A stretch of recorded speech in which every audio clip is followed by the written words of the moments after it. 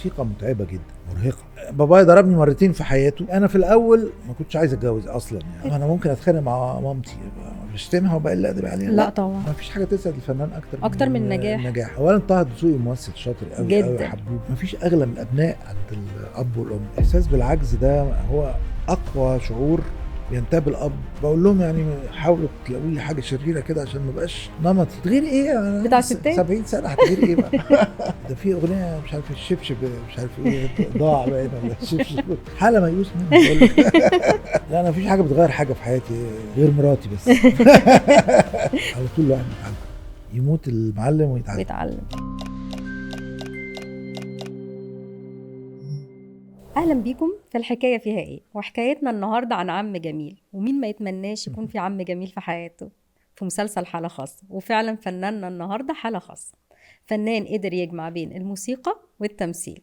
بدأ الفن من الموسيقى وأثبت لنا إن الفن ملوش سن معين، وقدر يدخل ويفاجئنا بأدوار جميلة ومميزة خطفت قلوبنا كلنا. معانا الفنان المبدع نبيل علي ماهر. أهلا بحضرتك. اهلا بحضرتك، ربنا يخليك.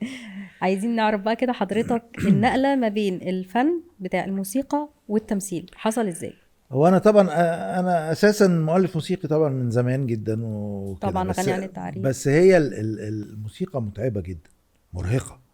يعني شغلها كتير جدا بقى، نقعد نشتغل 18 ساعة في اليوم، ولانه في ميعاد تسليم فبنبقى متوترين جدا، او انا بالذات يعني باخد المسألة على اعصابي جدا، ببقى متوتر جدا وضغطي بيعلى وبتاع. فانا بطلت حكاية الموسيقى دي بأمر الطبيب. بأمر طبيعي؟ والله قال لي لا كده انت هتموت نفسك. هو حضرتك بدأت موسيقى وعمرك كام؟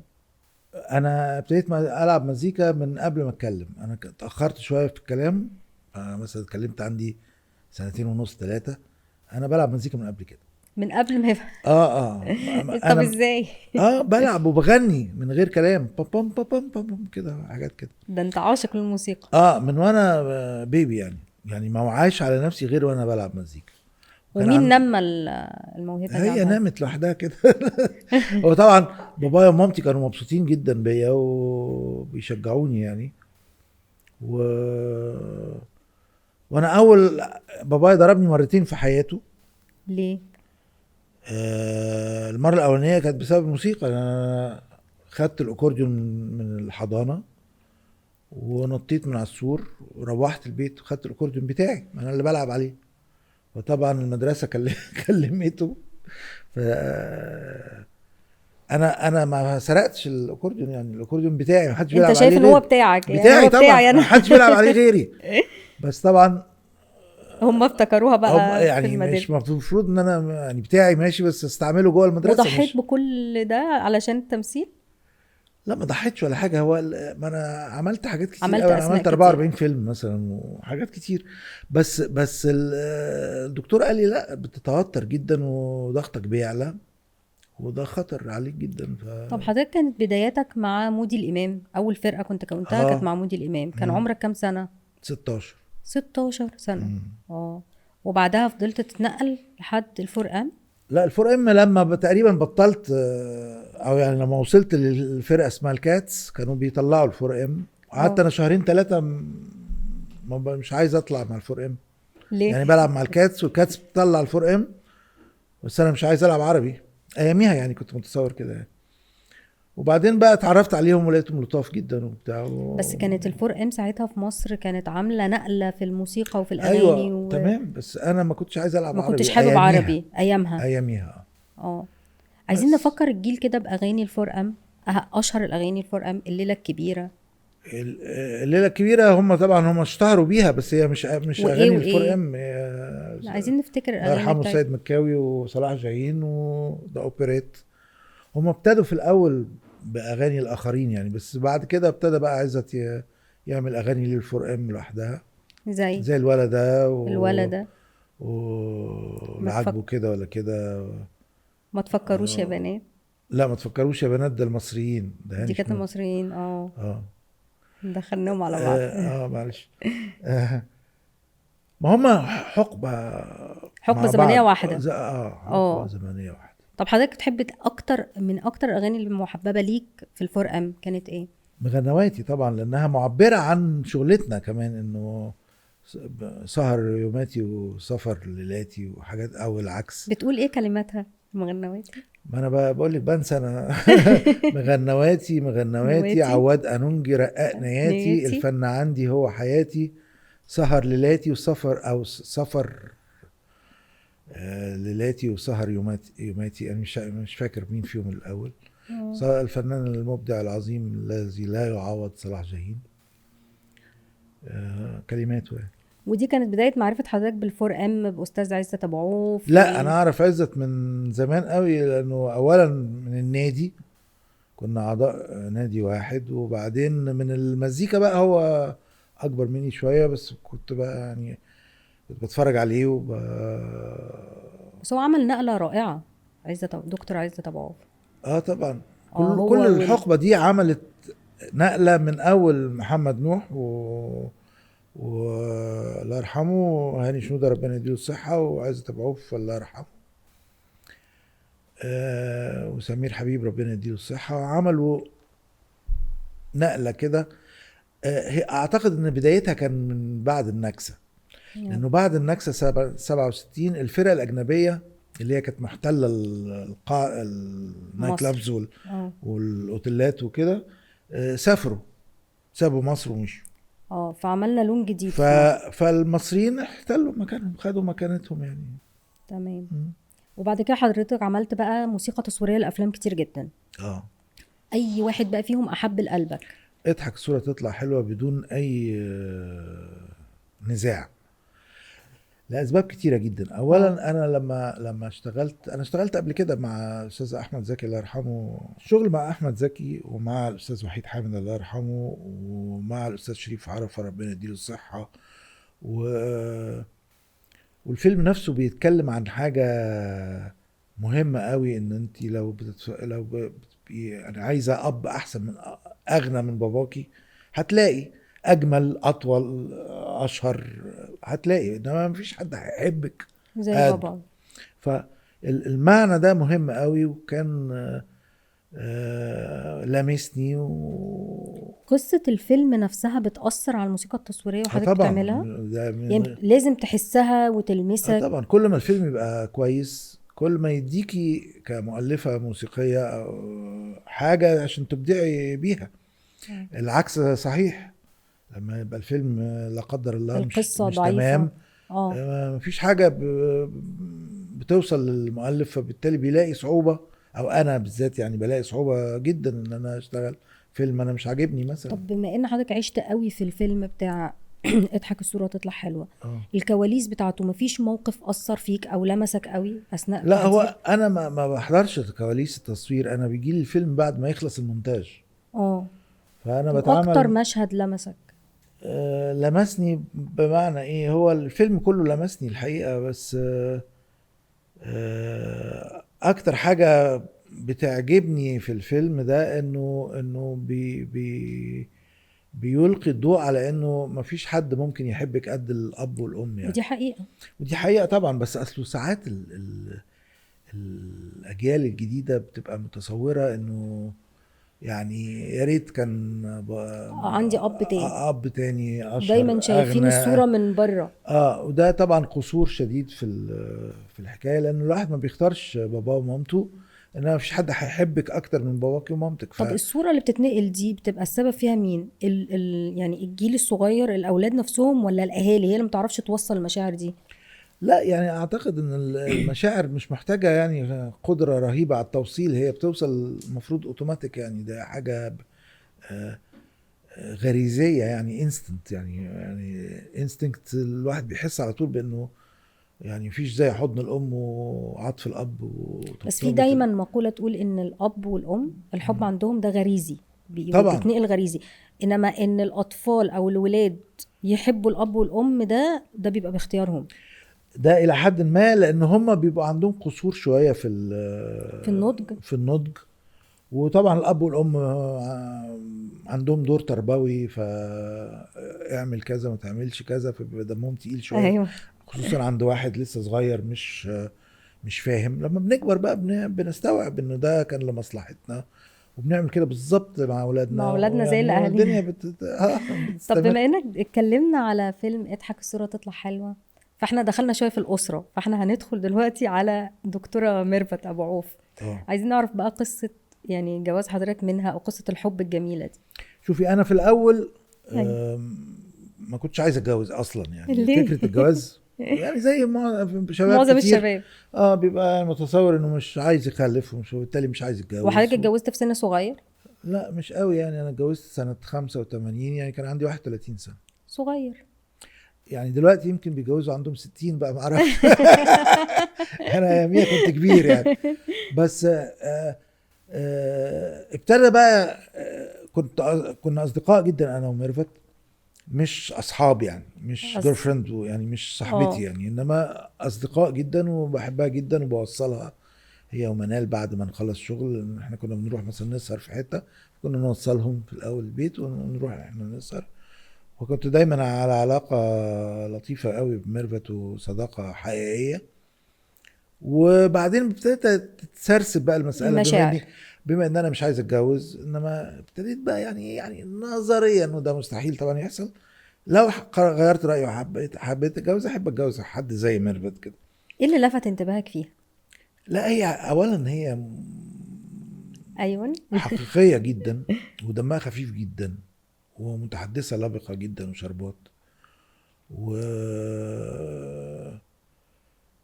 يعني فيها مميزات كتير. ايه اسالك المشترك اللي بينك وبينها؟ المشترك انكم حقيقيين. يعني اتمنى ان انا اكون حقيقي جدا زيها كده، لان هي فعلا حقيقيه جدا جدا جدا، ومشاعرها فياضه والحمد لله انا كنت في منتهى الحظ يعني ان انا اتجوزت ميرفت. كنتش ما اتصورش حياتي من غيرها يعني. طب يعني لو كانت دكتورة ميرفت مش في حياة حضرتك، متخيل حياتك كانت تبقى عاملة ازاي؟ غالبا ما كنتش هتجوز خالص، وكانت حياتي تبقى مش لطيفه يعني. طب دكتورة ميرفت ساعدتك في الجانب الفني سواء موسيقى او تمثيل، هي من او ليها دور حتى؟ هي من اكتر المشجعين ليا يعني طول عمرها يعني. وهي طبعا من اولى اوائل الناس اللي بتسمع شغلي يعني في الاول، وبتشجعني دايما طول عمرها. هي بتشجع على فكره، هي مشجعه، هي هي شخص شخص بوزيتيف، ويشجع حتى الطالبات والطلاب بتوعها بتشجعهم جدا، عمرها ما تقول لواحد مثلا انت مش هتنفع ولا انت فاشل. الكلام طب ده حضرتك مش الاعتقاد اللي من عند اغلب الناس مم. ان جواز الفنانين دايما ما بيستمرش او ما بينجحش، مم. واحنا معانا ما شاء الله يعني تجربة ناجحة جدا لحضرتك الحمد والدكتورة لله. ميرفت، ربنا يديمكم يا رب. عشان انا متصور يعني انه طبعا هي محتاجه مجهود من اي طرفين، يعني لانه دايما بيبقى فيه ساعات خلافات زي زي اي اي علاقه، يعني صداقه، حب، اخوه، يعني العلاقات لازم يبقى فيها بعض الخلافات لازم الواحد ما يبقاش يعني، لازم يبقى مؤدب عند الخلاف. صح. يعني لما اختلف معاكي من غير بذاءات، من غير قلة ادب، من غير اهانات، احنا عشان دلوقتي بنشوف مهازل عشان طبعا. الواحد يعرف يصلح. ما انا ممكن اتخانق واتعصب واقل ادبي جدا، ويبقى من الصعب جدا، بل من المستحيل يعني العودة مرة اخرى يعني. لازم الواحد يبقى ما يفجرش عند صح. الخلاف ده ان جنرال، مش بس مع مراتي يعني، ده في العموم. واحنا بقى لنا 39 سنة. ما شاء الله يا رب، العمر الحمد كله يا لله رب. السنة الجاية 40. ما شاء الله يا رب، العمر كله يا رب. طيب نرجع تاني برضو لدكتور ميرفت. الحياة الفنية معاكم في الأول ومع الولاد كانت عاملة ازاي؟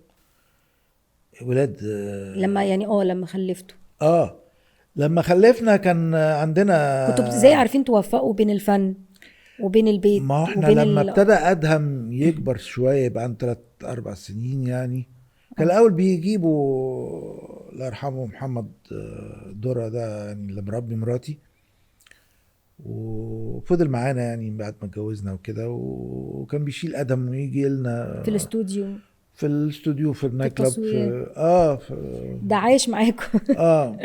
وبعدين بقى لما ابتدى ادهم يكبر شويه، هي ميرفت قررت انها تبطل يعني عشان تاخد بالها من ادهم، ويبقى موجود في حياتها تذاكر له، توصله حضرتك أتوبيس عندك المدرسة. ادهم بس، انا عندنا ادم ما بس. تمنيتش يبقى عندك بنوته؟ لا اتمنيت، كنت عايز بنت بس ما حصلش، ربنا ما أردش يعني.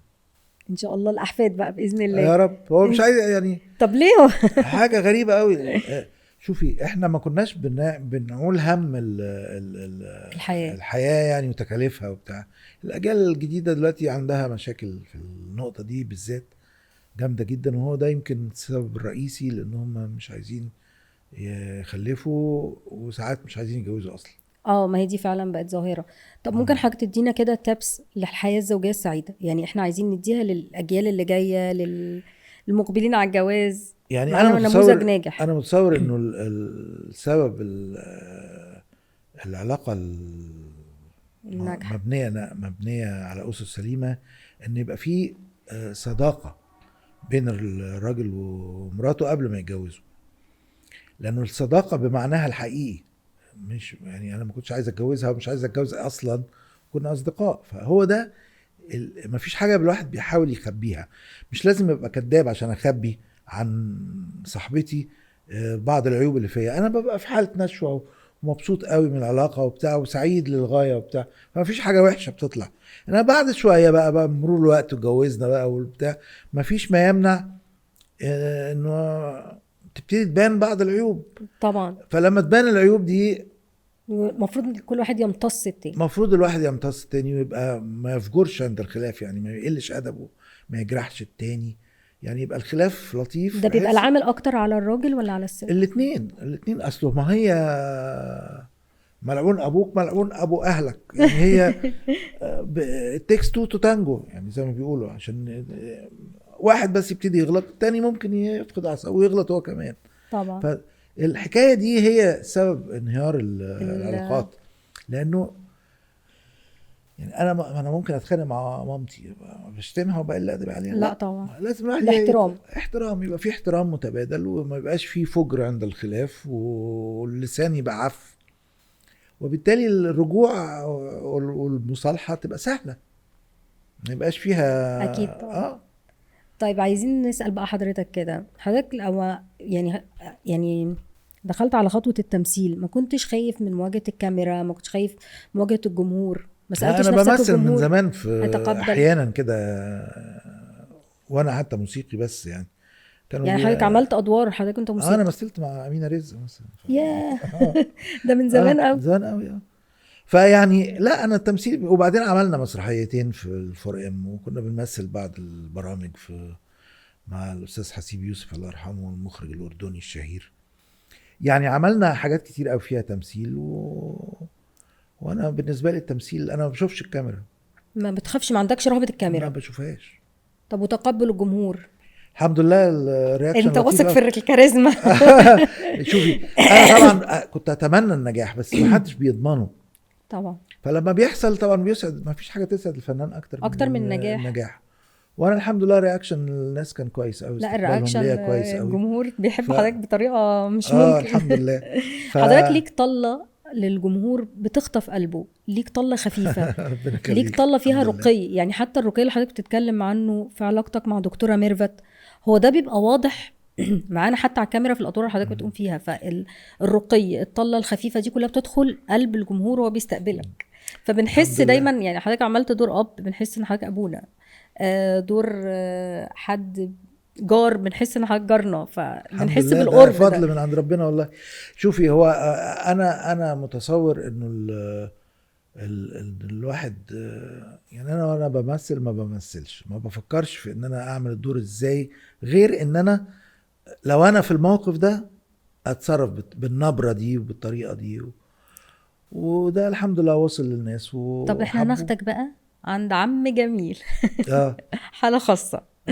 الدور ده مش رائع، يعني هي كلمة رائع ولا يعني هو اكتر من رائع. هو اصله الدور نفسه كمان لطيف قوي، لانه اولا طه دسوقي ممثل شاطر قوي قوي، حبوب وجميل ولطيف. وانا لما كنت بطبطب عليه كده وانا احنا صدقنا ان هو عنده اوتيزم. انا قعدت فتره فاكر انه عنده اوتيزم. ايوه، من كتر ما هو كان بيطلع من المشهد ومتقمص الشخصيه برضه عشان ما يخرجش منها، فبره التصوير برضو بيتصرف بنفس الطريقه. فانا بنفس الطريقه. شكيت انه عنده اوتيزم بجد. ايوه. وانا اصلي عضو في مؤسسه اسمها مؤسسه اولادنا للفنون ذوي القدرات الخاصه. اه. فانا معتاد يعني بشوف اللي عندهم اوتيزم وعندهم اعاقات مختلفه. وتمنيت ان هم يبقى في حياتهم حد يساعدهم، فانت نقلت انا بعرف المشاعر اتعامل دي. معاهم وانا بفهمهم جدا، وهم عاديين جدا ولطاف جدا وعندهم ابداعات جامده جدا، مش زي ما الناس يعني. هو الوعي، هي مشكله الوعي. الناس لما بتعرف عن طريق اعمال زي حاله خاصه، اعتقد انه حاله خاصه من ضمن من اهم الاعمال اللي غيرت وجهه مفهوم نظر الناس الناس، عن مفهوم الاوتيزم. الناس عند اللي عندهم اوتيزم. اه. فهو الوعي. احنا مطلوب مننا نوعيه زي دي بتلقي الضوء على انواع مختلفه من الاختلافات، عشان الناس يزيد وعيها، وبالتالي تحسن استقبالها وتعاملها مع والتنمر الناس. التنمر ده شيء سيء جدا جدا جدا جدا. ده بيدمر حياة بشر. لا ده شيء المفروض يخضع يعني احنا في الفترة الأخيرة للقانون يعني. كذا حالة انتحار بين طلبة صغيرين جدا، لا 10 لا سنين و12 سنة، حاجة غريبة بسبب جدا الحقيقة، التنمر. وحاجة سيئة جدا. فالمسلسل برضو كان بيلقي الضوء على التنمر برضو. طبعا اصل التنمر ده اسوأ من اسوأ الحاجات، العادات اللي ممكن تبقى موجودة في اي مجتمع يعني. وزي ما حضرتك بتقولي ممكن تدمر حياة طب شخص، ازاي احنا ازاي نحاول تكسر نقلل ثقته في منها؟ نفسه. يعني عايزين اعمال تقلل منها. لازم يبقى في اعمال كتير. ما هو انا لما اتفرج على حد بيتنمر واشوف قد ايه التصرف ده وحش او سيء، اوتوماتيك من غير ما حد يقول لي ما تتنمرش، بيخش جوايا المعنى، وبيخليني لو انا كنت ناوي اتنمر احد يهدى من نفسي. شوية. طبعا. تمام. لانه الوعي، بصي، كل مشاكلنا نقص وعي. نقص وعي. فاي اعمال دراميه طبعا القوى الناعمه هي اقوى حاجات توصل للبني ادم من غير مباشره، يعني من غير اوامر واعمل كده وما تعملش كده. طب ايه المشترك بين استاذ نبيل وبين عم جميل في الحياة؟ ايه الحاجات يعني المشتركة اتمنى بينك؟ اكون انا طيب زي عم جميل كده. انا كتير بيقولوا لي ان انا طيب يعني، ودي حاجه لطيفه ان الواحد يبقى طيب. مش معناه انه مغفل او لا طبعا. انه عبيط او انه بالعكس، دي الطيبه دي نفحه من الهيه بتدي طمأنينة للي حواليكي وبتتنقل يعني حاجة جميلة جدا. جميلة جدا. الناس لازم تبقى احنا كلنا طيبة. نفسنا في عم جميل. لازم كل الناس تبقى طيبة يعني. اي شر او عدم طيبة او تنمر او بتاع، لازم الناس اللي عنده يعني حاجة كده يقاومها هو نفسه، لان هو نفسه ما يحبش حد يمارس هذا الشر عليه او يتنمر عليه، وبالتالي اللي ما حبوش لنفسي ما حبوش للآخرين. طب نروح لمحطة تانية، برضو دور برضو رائع. أبو ليلى في برغم القانون. أنا عايزة حضرتك بقى أسألك هنا سؤال. أنا عايزاك تنقل لي مشاعر أبو ليلى البنت اللي المجني عليها، كان واصل لك إيه؟ ما هو أنا بحط نفسي مكان الشخصية. لو أنا بنتي بتتعرض لظلم وكده، أنا بتحطم يعني، ببقى عاجز ساعات. ده كان منقول لنا يعني، احنا كنا حاسين بحضرتك. يعني هي الإحساس بالعجز ده هو أقوى شعور بينتابه الأب، خصوصا لو مش قادر يعمل حاجة. ما هو العلاج المشاكل اللي من النوع ده مش سهل يعني، مش بعصاية سحرية كده، ففي عجز. العجز ده تجاه الأبناء متهيألي أكتر حاجة مدمرة للأب يعني أو الأم. وبالتالي أنا لو نجحت إن أنا أنقل هذا الشعور للجماهير يبقى أنا نجحت. لا انت حضرتك نقلت لنا شعور الأب بجد يعني. الاحتواء، الطمأنينة اللي كنت بتبعتها ليلى طول الوقت وهي قلقانة،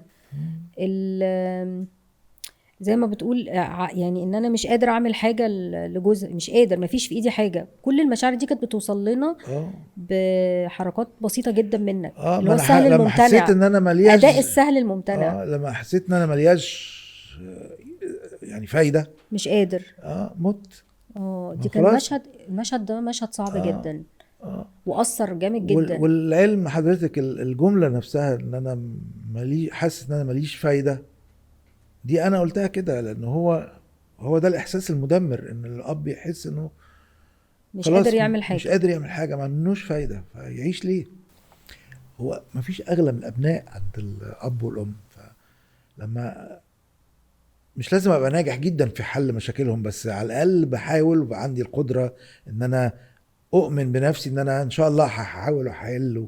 لما انا احس ان انا مش ماليش قادر تحس فايده، ان دورك انتهى في الحياه. احس ان خلاص بقى ما فيش فايده من الحياه ايه ايه يعني. طب والمشهد ده كان صدائي في الجمهور، حضرتك شفته ازاي؟ يعني شفت الجمهور لا، قالوا هو لك رد ازاي؟ الفعل الحقيقه انا اشكر ربنا عليه بشده، لانه ردود الافعال عظيمه لغايه دلوقتي. الناس بتقابلني في الشارع وتتصور معايا وبتاع. اكيد طبعا. المسلسل خلص من زمان يعني. طبعا دي نعمه من عند ربنا، ملهاش تفسير ملهاش فضل غير عن ربنا يعني. مين بيساعدك في اختيار الادوار؟ يعني عم جميل وابو ليلى. لا، هو انا ما عنديش ادوار كتير قوي لدرجه ان انا بختار يعني اه اقبل بس حاجه او يعني ما سبحان بقبلش حاجه. الله هي الادوار الادوار مميزه. هم شايفيني طيب وبيجيبوا لي الادوار اللي من النوع اللي ده. حتى طيب. انا بقول لهم يعني حاولوا تلاقوا لي حاجه شريره كده عشان ما بقاش نمطي. يعني حضرتك نفسك تقوم بدور يعني شرير؟ طبعا نفسي جدا ابقى، عشان ما بقاش في نفس ده في ناس ممثلين شاطرين جدا يعني حصروا في افيه معين، مش بس في دور معين. ده يعني من كتر ما هم حطوه في في نفس البتاع. القالب، انت في مش عايز حضرتك القالب مش تتحط عايز في قالب طبعا. معين. نفسي اتنوع واثبت لهم ان انا ممكن ابقى شرير جدا، بس مش لازم ابقى طبيعتي شرير. ما محمود المليجي كان طيب جدا على فكره، وعادل ادهم وعادل ادم طيب جدا. يعني جدا. ناس كتير جدا من مشاهير الاشرار، يعني كبار الاشرار على الشاشه كانوا طيبين جدا. الموضوع ملوش علاقه، امال يعني ايه ممثل؟ يعني الدور اللي حضرتك نفسك تعمله الفترة الجاية ان شاء الله اه، دور ما شرير. بقاش الطيب ده. يا ريت يبقى شرير، يبقى هايل. طب وايه تاني نفسك تعمله؟ اي دور بقى. مركب. اي دور بقى فيه يعني شرير بتاع ستات، طب ما كده دكتورة ميرفت حرامي هتغير، يعني يعني افندم. دكتورة ميرفت هتغير هتغير ايه؟ انا بتاع عندي ستات. 70 سنه، هتغير ايه بقى؟ لا لا لا، ما فيش غيرها، هو ده تمثيل. وانا بس عايز يبقى فيه تنوع، ويبقى فيه عشان اثبت بس ان انا ممثل كويس، مش شكلي طيب وانا طيب وبطلع طيب في يعني. نفس القالب. ما انت عايز يعني تخرج من ما القالب. طبعا، يا ريت. طيب نرجع تاني للموسيقى. امتى حضرتك قدرت تحس ان يعني اثبتت ذاتك خلاص هنا في الموسيقى وعندك تشبع؟ لا، هو الكرييشن او الخلق الموسيقي او الابداع الموسيقي لا ينتهي، ومحدش بيحس انه تشبع بقى ولا حاجه. انا بس بطلت فعلا بامر الطبيب، يعني انه لا، انا نفسي لقاني ضغطي بيعلى وببقى متوتر جدا، ومع التسليم ويا نهار اسود لو ما خلصتش، ولاده متعثره يعني. بس لسه الشغف موجود للموسيقى؟ ما يعني عمليا خلاص ما بقاش موجود، لان انا ما حتى لما بيجي لي اعمال يعني كموسيقي برفض خلاص. طب حضرتك شايف ان دلوقتي في وقتنا ده تأثير الموسيقى التصويرية في الافلام زي زمان؟ يعني هو الموسيقى التصويريه بتمر بمراحل توهج واهتمام، ومراحل اضمحلال وكده. احنا اعتقد ان احنا مش في اضمحلال دلوقتي، بس ما احناش في التوهج بتاع مثلا اندريا رايدر والفترة دي علي اسماعيل وفؤاد الظاهري. الفترة دي كانت هي الفترة الذهبية الذهبية. للموسيقى التصويرية. بس يمكن عشان زمان كان الانتاج قليل، وهم الموسيقيين العظماء دول كانوا ولا قليلين. الجمهور كان ودانه احسن من دلوقتي؟ لا يعني اكيد لا، بس هو دلوقتي بقى فيه منافسين كتير نتيجة السوشيال ميديا والعالم بقى قرية صغيرة، وتقدري تسمعي كل الناس في كل الوقت في اي زي ما انت عايزة، فبقت المنافسة شرسة. يعني ما بقتش طب ايه المنافسة رأيك بين في الوان الميوزك اللي نازلة جديد، اللي بتنزل الشعبي الراب؟ يعني في الوان كتير جدا نازلة. شوفي، انا مش ضد ان يبقى في تنوع في الموسيقى. طول عمر الموسيقى ممكن يبقى فيها تنوع، شعبي، سيء، راقي، كلاسيكي. انت انما بتحب التنوع ده؟ التنوع ده طبيعي في ظل شعب كبير متنوع الثقافات يعني. انما الخوف بقى من ان حاجه منهم تهيمن، ويبقى هو ده النوع الوحيد المنتشر. هو ده الخطر الحقيقي، لان ده بيحد من القدرات الابداعيه للناس، والتذوق بيحصرها في حاجه معينه، وده مش كويس التذوق ثقافيا ده خالص. بيعتمد على المزيكا ولا على الكلمات لا، ما هو ولا ميكس هو الاتنين؟ الاثنين بيخدموا على بعض يعني. ده في اغنيه مش عارف الشبشب مش عارف ايه ضاع باين ولا الشبشب حاجه كده. طب ما هو زمان برضو كان على فكرة في اغاني كده ما انا بنفس بقول لك المصطلحات، ايوه بس موجود، كان فيها رقية اكتر. بس حجمه ما يتعداش ما كانش واخد نسبه صغيره. اه. الابداع الحقيقي والراقي هو اللي لازم يبقى اكتر من مم. عشان حتى يرتقي بذوق الناس. ما هو انا لو ما سمعتش موسيقى عالميه ابدا وناس مبدعين عالميين، قدرتي على استيعاب الفنون الراقيه اقل مني انا بعد ما بسمع صح. الكلام ده. فهو ده يعني انتيك زي ما بيقولوا، يعني انا باخد ثقافات راقيه كتير، وبالتالي لما اطلع حاجه راقيه، يعني نوع من التعلم ورقي بالاحاسيس والذوق العام. هو الخوف انه ان احنا ننحصر في دي، ننحصر فما يحصلش الرقي ده، الرقي ده، ما النهضة دي يحصلش تيجي. النهضه دي اه. طيب حضرتك برضو اشتغلت مع المخرج شريف عرفة، اه دي محطة مهمة جدا، عايزين نعرف يعني اتعلمت ايه منه او استفدت ايه منه، او الدنيا كانت معاه عاملة ازاي؟ هو اولا الشغل مع حد بيحب الموسيقى وبيفهمها وبيتذوقها احسن بكتير جدا جدا، واسهل بكتير جدا جدا من ان انا اشتغل مع حد ما بيحبش الموسيقى او ما بيتذوقهاش او ما بيفهمش فيها. حضرتك تقدر تشتغل مع حد ما بتذوقش ما موسيقى؟ هو انا ما بنقيش، اه. بس بس هو حصلت قبل كده؟ يعني انا لا اتذكر. يعني معظم الناس بتبقى عندها تذوق للموسيقى لانه مخرج، يعني لازم يبقى متذوق فنان برضو. انا طبعا قد يكون، بس انا مش فاكر يعني بالظبط عشان انا بنسى زي ما قلت لحضرتك. وما احبش افتكر الحاجات السيئه.